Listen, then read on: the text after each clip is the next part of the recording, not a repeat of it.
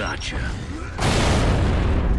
Ever since the first Gears of War curb-stomped its way into the top of the heap, Gears of War 2 has loomed large on the horizon.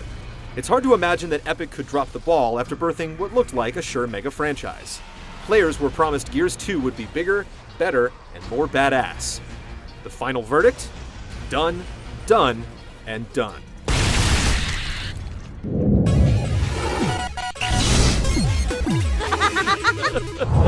Six months after Marcus Phoenix and the rest of Delta Squad defeated the invading Locust Horde by detonating a light mass bomb, the ugly underground dwellers suddenly begin to strike back by sinking entire cities into huge holes.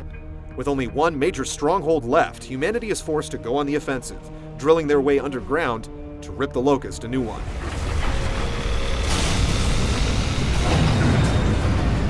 As a war story, Gears 2 knows what it's doing. A professional writer is on board this go-around, and from time to time, it definitely shows. There's a little weirdness, melodrama, and cheese, and Emergence whole always somehow sounds horribly wrong, but there's also some real human drama packed between powerful set pieces. The path to the finale hits a variety of moods, emotions, and destinations. If you're already invested in the Gears story, you're in for a ride, and even if you're just in it for the blood and glory, you'll still appreciate it. Thanks for the assist, Cole.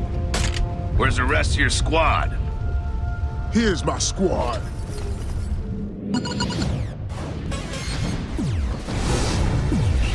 We're gonna have to blow this thing open. Baird, can you get a blast charge ready?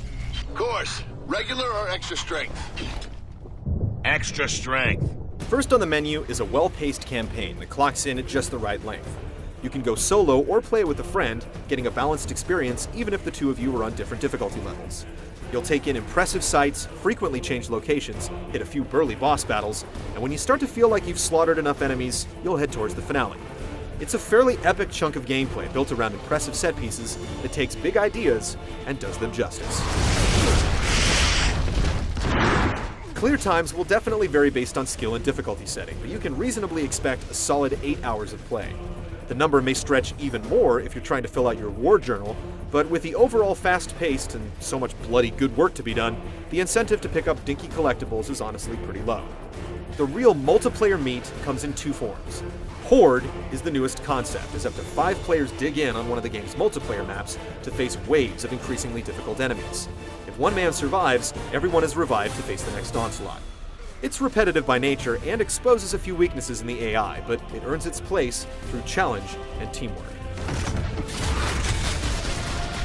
The game also includes a wide-ranging assortment of player versus player action. Traditional match types are supplemented with new modes, the most interesting being Submission, the capture the angry moving target game formerly known as Meat Flag, and Wingman, an incredibly fun deathmatch variant that divides players into teams of 2, preserving some of the chaos of a free-for-all while still giving you somebody to watch your back. There's a 10-player max for every match type, and bots are also on the menu to fill in any empty slots. The sheer bulk of content available is a great quality on its own, but it's the gameplay that makes it all worthwhile.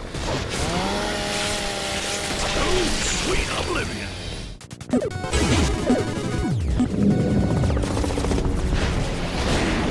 The original Gears of War had a signature feel, and Gears 2 doesn't mess with what worked before. Characters have a real feeling of weight and momentum, trucking across open space with the signature roadie run, crashing into cover, firing powerful weapons, and colliding up close and personal for gory chainsaw kills. Gears 2 is undoubtedly a sequel to the first. If you play the first game, there's nothing here that's earth-shattering. It adds some variety and complexity while addressing game balance. Chainsaw duels may essentially be simple, but the stronger button masher will survive. The meat shield mechanic, which lets players pick up a downed enemy to soak up bullets, is a great defensive move, and improvements to the cover system make the game even more playable. No longer will you find yourself latching onto random walls after coming out of a roll, and you can even customize your control scheme to limit mistakes. Everything about the core gameplay works, but the game makes sure you have a few breaks in between. Riding a beastly vehicle and manning powerful turrets is a big part of the COG job description.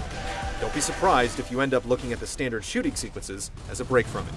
The different environments substantially change the way you fight and progress. There are enough different types of enemies so that you'll need to adopt new strategies to deal with them. Fast-moving, skittering bombs called tickers are only one of the new occupational hazards.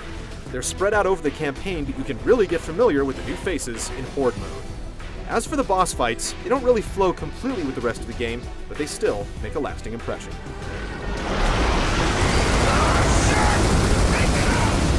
New heavy weapons are worthwhile and hugely enjoyable, adding punch to an already hard-hitting arsenal.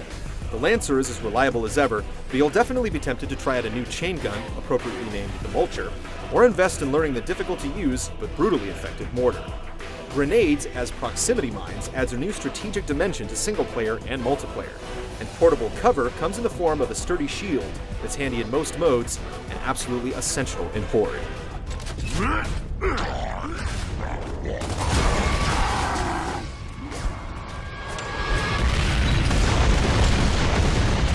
Who's next?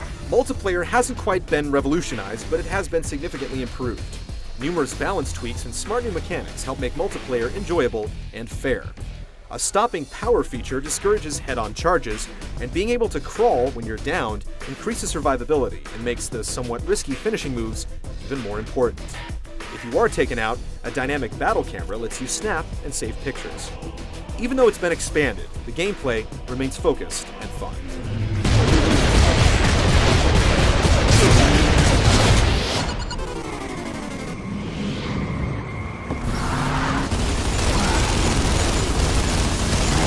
The destroyed beauty theme of the first Gears carries over to the sequel, but improved effects and an expanded use of colors other than brown reflect a successful effort to show players new sights and, frankly, impress the hell out of them. You'll see some crazy stuff happen in the second chapter of this war, and you'll have to find out for yourself what that repulsive meat cube demo has grown into. Characters again look larger than life and a little more human than they did before. Gore still looks sick in the best way, with a handful of new finishing moves and the already infamous chain sodomy animation. The game consistently manages to put impressive holy crap worthy stuff on screen. Your ears get their fair share of candy too. Voice work is almost always right on, and the music is epic, foreboding, and dangerous. Damn. Talk about a graveyard. Dirty grub shit all over this place. I got no respect for the dead. You may be able to pick out some problems with the presentation, like a rare flatline or blurry texture, but the overall level of quality is absolutely top-notch.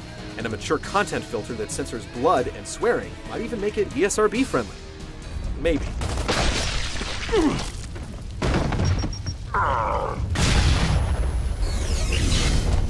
It's not absolutely perfect. It's fairly similar to the first game, and it can be boiled down to a simple war game about killing aliens.